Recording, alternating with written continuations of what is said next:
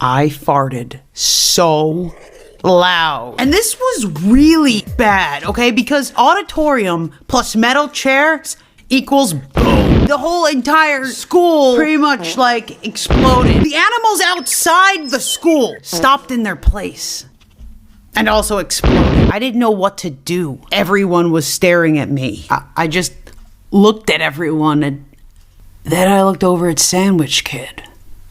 And that's when I realized I know what I have to do.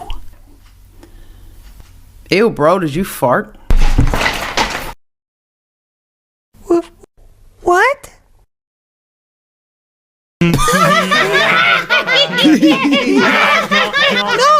it wasn't me. It was her. Yeah, right, dude. You're gonna blame it on a girl? Yeah, really? Oh my god, they're actually believing that. I know I'm a horrible person, okay? But everything was going according to plan. I mean, nobody suspected it was me. I'm just sitting there. But